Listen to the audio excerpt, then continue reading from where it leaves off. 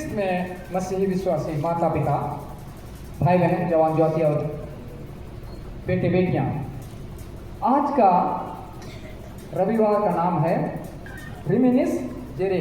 इसका अर्थ है कि स्मरण कर, याद कर।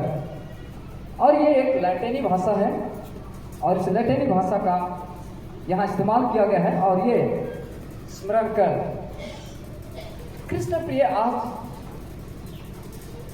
हमें परमेश्वर का पुत्र यीशु ख्रिस्त के द्वारा स्मरण करना है। परमेश्वर का पुत्र यीशु ख्रिस्त के द्वारा ही हमें परमेश्वर को याद करना है, स्मरण करना है। क्योंकि जो काम वह करता है वो परमेश्वर का सामर्थ्य से ही प्रभु यीशु मसीह ने इस जगत में जो काम किए और आज जो कर रहे हैं परमेश्वर का सामर्थ्य से ही वो काम करते हैं। इसलिए हमें आज प्रभु यीशु को के नाम के द्वारा पिता परमेश्वर को हम लोग को याद करना है, स्मरण करना है।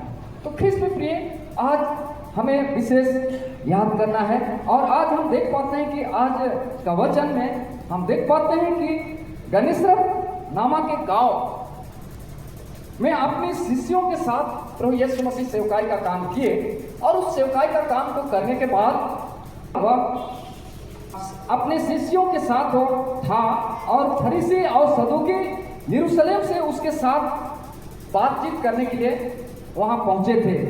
और इसी गांव में अपना सेवकाई देने के बाद वह सूर और सैदा नगर की ओर चल पड़ा। और रास्ते में हम यहाँ देख पाते हैं कि एक स्त्री, जो कनानी स्त्री है, वह यीशु के पीछे चिल्लाती हुई वो आती है और हे दाऊद के संतान, मुझ पर दया कर। और ये इतना चिल्लाना उसका आवाज था, इतना बुलंद आवाज था और इतना विश्वास उसका दृढ़ था कि वह इतना भीड़, हम सोच सकते हैं कि उस भीड़ के बीच में हम सोच सकते हैं कि अगर कोई भीड़ में अगर कोई आवाज मारेगा तो आसानी से सुनाई नहीं देता है, क्योंकि भीड़ बहुत ज्यादा होगा तो वहाँ शोर शराबा भी ज्यादा होता है। तो एक आदमी अगर वहाँ चिल्लाएगा तो आवाज वो आसानी से सुनाई नहीं देगा। लेकिन उस स्त्री का आवाज इतना तेज था क्योंकि वो बहुत दुख में थी, क्योंकि उसकी बेटी के ऊपर दुष्ट आत्मा लगा हुआ था और बहुत समय से वो परेशानी में जीवन बिता रही थी। हम लोग जानते हैं कि हमारे घर में भी अगर किसी प्रकार का बीमारी हो या कष्ट हो तो हम लोग उलझ जाते हैं और हमें कुछ नहीं सूझता है, हम परेशानी का जीवन व्यतीत करते हैं।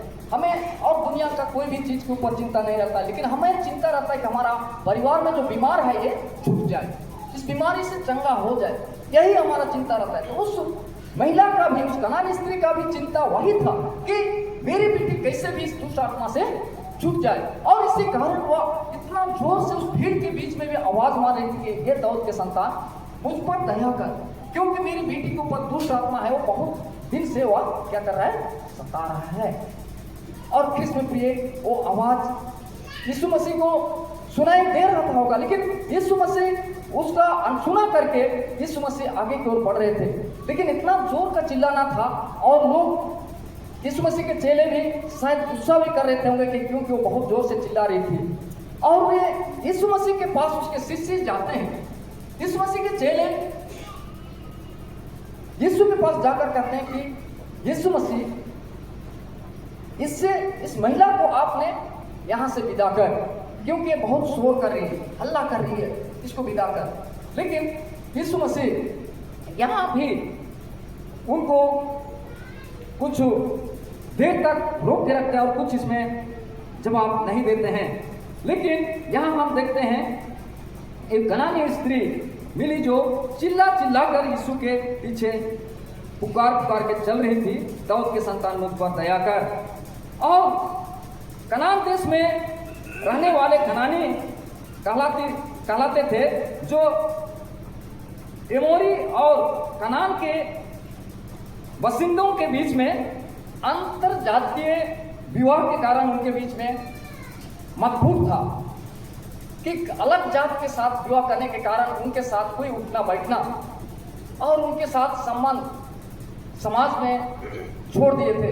ऐसे समाज की वह महिला थी जो कनानी स्त्री कहते हैं। वो अंतर जातीय जो विवाह के कारण वो घिरी हुई थी और उसके साथ कोई समाज का लेन देन नहीं था, समाज उसको नेग्लेक्ट किया हुआ था और वो स्त्री इस तरह से चिल्लाती है और ये चिल्लाते हुए वो यीशु के पीछे आती है। कृष्ण प्रिय, यहाँ पर हम देख पाते हैं यीशु उसकी विनती को नहीं सुन रहा था, पर उसके चेलों ने उसके पास आकर उसको रिपीट करते हैं और कहते हैं कि प्रभु यीशु, इस महिला को आप कैसे भी करके यहाँ से विदा कर दें। लेकिन वह अनसुना करते हुए आगे की ओर बढ़ रहे थे, पर वह स्त्री उसके पीछे पीछे चली ही आ रही थी। लेकिन वो जो स्त्री यीशु मसीह का पीछा को छोड़ नहीं रही थी, वो उसके पीछे पीछे चिल्लाते हुए चले ही जा रही थी और चले ही जा रही थी। और कृष्ण प्रिय, हम यहाँ पर देख पाते हैं कि यहाँ पर चेले ने यीशु से इसको विदा करने का भी आग्रह किए हैं, पर वो उस बात को ध्यान नहीं देते हैं। और यीशु मसीह यहाँ पर कहते हैं उन चेलों को कि पर वह कहा। यीशु मसीह ने उत्तर दिया, इस्राएल के घराने के खोई हुई भेड़ को छोड़ मैं किसी के पास नहीं भेजा गया। इस्राएल के भेड़ों को छोड़ के, इस्राएल के खोई हुई भेड़ों को छोड़ के और किसी दूसरे जात के पास, किसी दूसरे समाज के पास मुझे भेजा नहीं गया है। क्योंकि यीशु मसीह का सेवकाई यहूदियों के बीच में था, इस्राएलियों के बीच में था, इसीलिए वह कहता है कि इस्राएल के खोई हुई भेड़ों के छोड़ और किसी दूसरे के पास मुझे भेजा नहीं गया है। और यीशु मसीह के इस जवाब से वो लेडी, वो औरत, वो बहन, वो कनानी स्त्री, वो नर्वस नहीं होती है। और यहाँ पर हम देख पाते हैं और स्त्री इस बातों में वो नर्वस नहीं होते हुए आगे की ओर बढ़ती है। और यीशु उस स्त्री का विश्वास को जानते थे और इस मसीह उस स्त्री का कितना बड़ा विश्वास है, क्योंकि वो स्त्री यीशु मसीह का पीछा छोड़ नहीं रही थी। उसके पीछे चिल्लाते हुए और उसको पुकारते हुए, आवाज मारते हुए, हे दाऊद के संतान मुझ पर दया कर, ये सब के साथ वो उसका पीछा नहीं छोड़ रही थी। इसलिए यीशु मसीह को पता था कि इसका विश्वास बहुत बड़ा है। और इस विश्वास को देखते हुए यीशु मसीह और भी उसको जांचना चाह रहा था कि रुको तो भला, ये कितना देर तक मेरे ऊपर विश्वास करती है।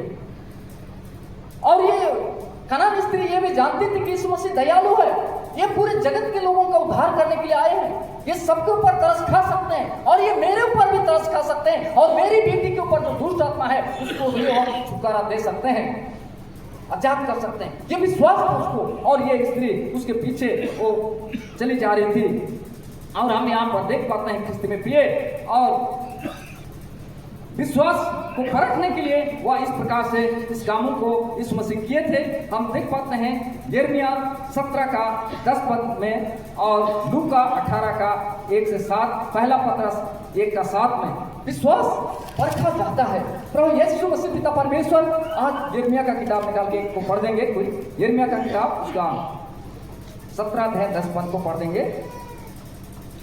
मैं यहोवा मन की खोजता और हृदय को जांचता हूँ, ताकि प्रत्येक जन को उसकी चाल चलन के अनुसार अर्थात उसके कामों का फल दूं।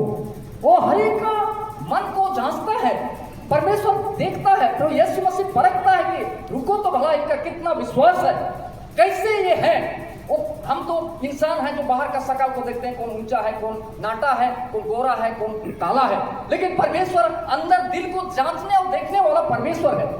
आज वह इस बातों को जांचने के लिए कुछ देर के लिए कनानी स्त्री को नेग्लेक्ट करता है, लेकिन ये हमेशा के लिए नेग्लेक्ट नहीं करता, परंतु जांचने के लिए उतर रहा था। कृष्ण प्रिय, हम यहाँ पर देख पाते हैं कि पहला पत्रस उसका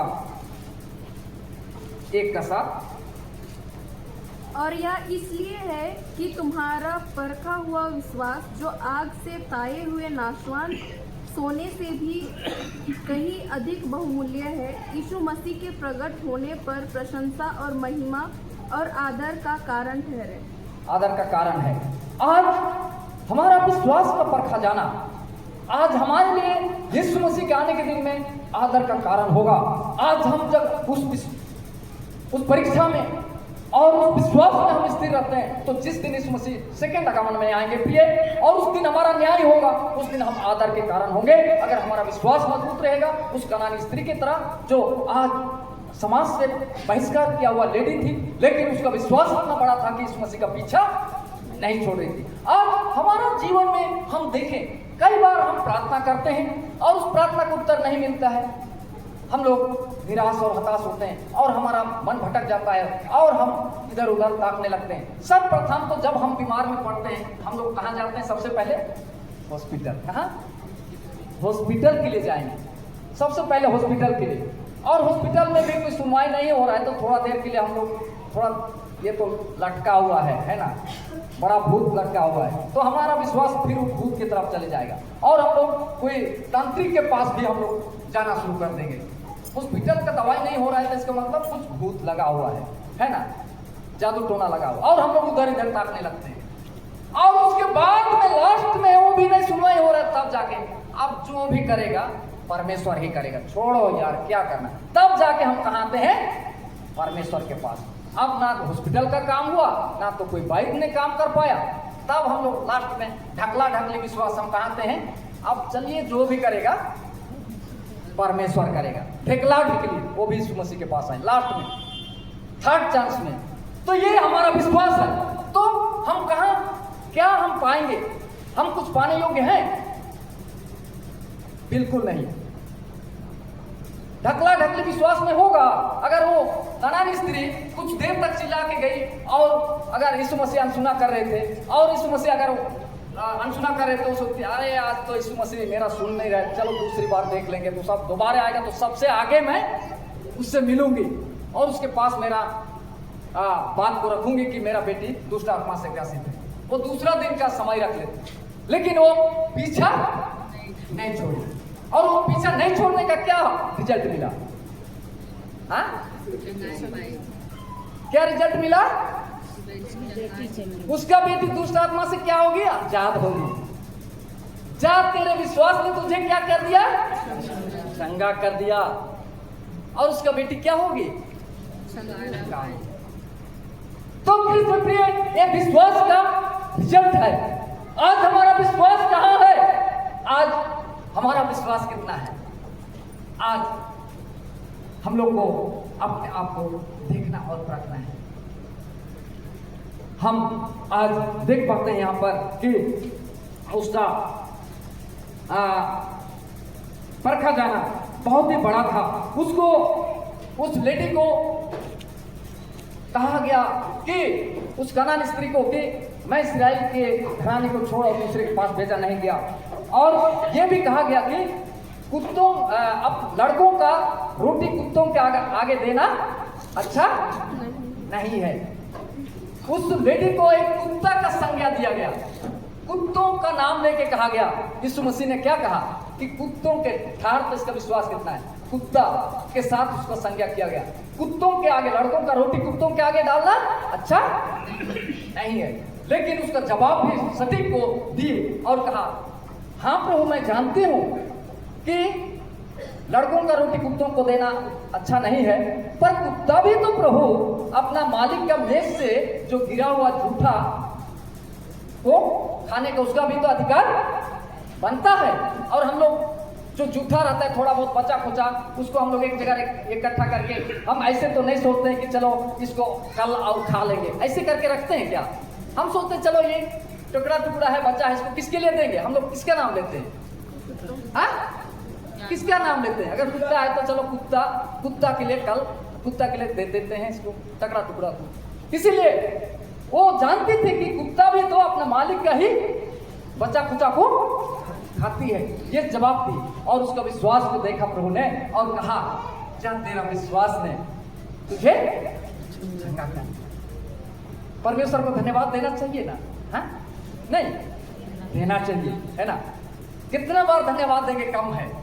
कितना महान प्रभु है जो आज उस लेडी का विश्वास को परखने के लिए कुछ देर के लिए प्रभु नेग्लेक्ट किया और उसको कुत्ता के साथ की संज्ञा किया, लेकिन वो अपना विश्वास को डगमगाने नहीं दी। हम लोग को अगर ऐसे मौका आता, अगर कुत्ता का शब्द लेते फिर चलिए हम लोग वहां से चल देते। इतना हम लोग का मन ऐसे यह है कि अरे हम लोग को कुत्ता के साथ मिलान कर रहा है, चलो चलो यार भागो, है ना, भाग जाते।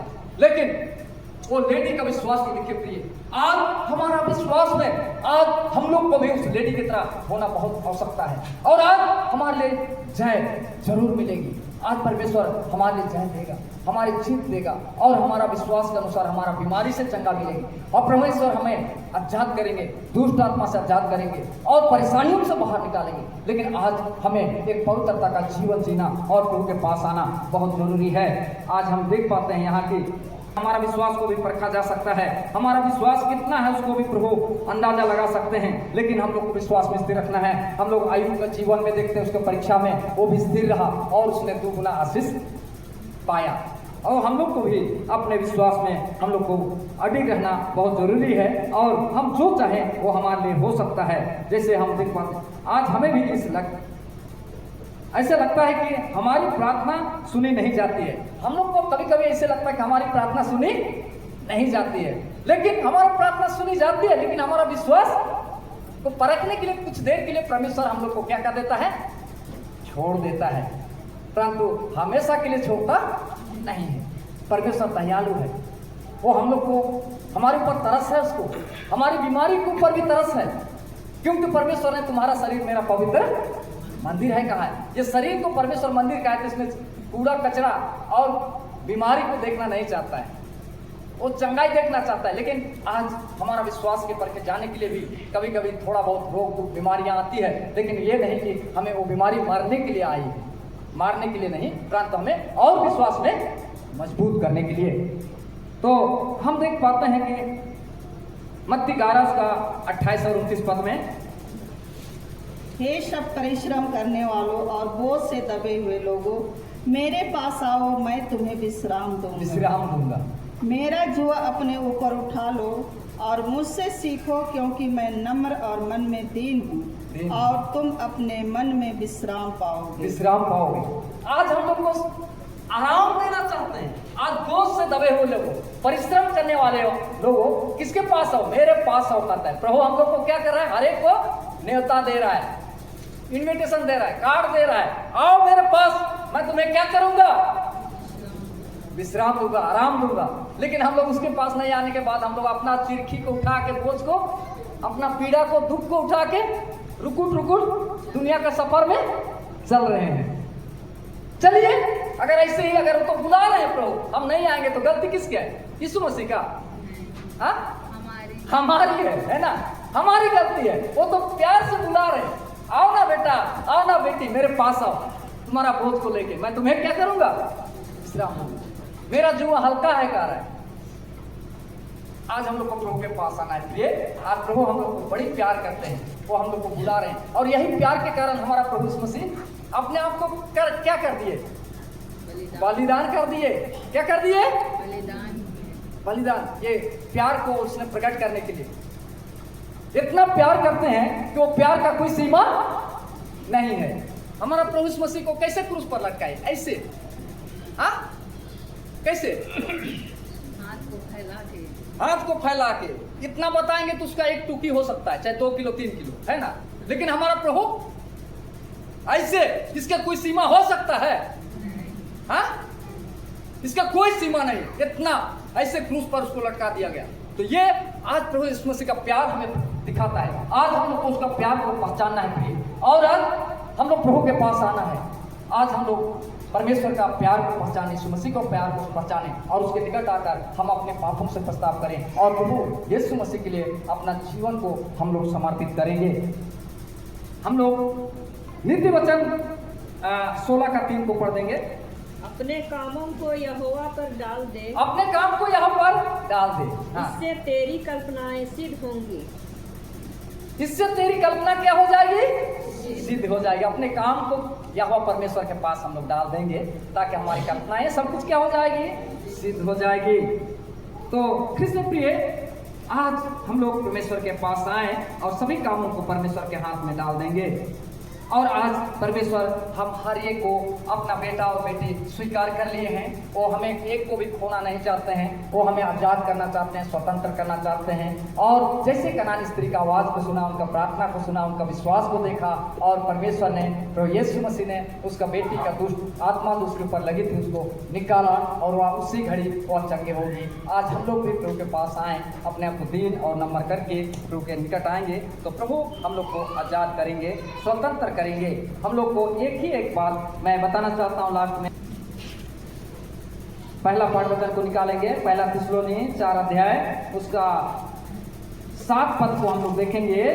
उसमें लिखा हुआ है, क्योंकि परमेश्वर ने हमें अशुद्ध होने के लिए नहीं परंतु पवित्र होने के लिए बुलाया है।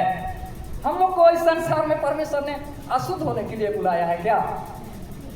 अशुद्ध होने के लिए नहीं, हम लोग को शुद्ध होने के लिए बुलाया। लेकिन हम अपने आप को, अपना उठना बैठना, अपना रहन सहन, सांसारिक जीवन के द्वारा हम लोग अपने आप को क्या करते हैं? अशुद्ध करते हैं। आज परमेश्वर हम लोग को अशुद्ध होने के लिए नहीं, लेकिन हम लोग को शुद्ध होने के लिए बुलाया है। प्रिय, आज हम लोग यीशु मसीह का क्रूस के पास आएंगे और उसका जो लहू, सामर्थ्य लहू है, आज वो लहू आज हमारे पापों को क्षमा करने में सामर्थ्य है। आज हम लोग को अशुद्ध होने के लिए नहीं, किसी गंदा काम करने के लिए नहीं, आज हम लोग को किसी प्रकार का चोरी, झूठ, लड़ाई झगड़ा करने के लिए नहीं, लेकिन परमेश्वर हम लोग को शुद्ध होने के लिए बुलाया है। आज हम लोग अपना कीमत को समझें, अपना प्रभु यीशु मसीह का बुलाहट को समझें और उसके पास आएंगे। प्रभु हम लोग को शुद्ध होने के लिए बुलाया है, पवित्र होने के लिए बुलाया है। जैसे मैं पवित्र हूँ, इससे तुम भी पवित्र बनो कहता है। हम पवित्र बने और प्रभु के साथ अपना जीवन को हम लोग समर्पित कर दें। प्रभु परमेश्वर आज की किसी छोटी वचन में देश में बहुत आशीष दे और हमारी मंडली के हर एक बुजुर्ग माता पिता भाई बहनों को ऐसे विश्वास उस कनानी स्त्री की तरह हमारा विश्वास को मजबूत और दृढ़ करें, ताकि हम हर एक बीमारी से और परेशानी से हम लोग आजाद हो जाएं। प्रभु हमारी सहायता करें। आमीन।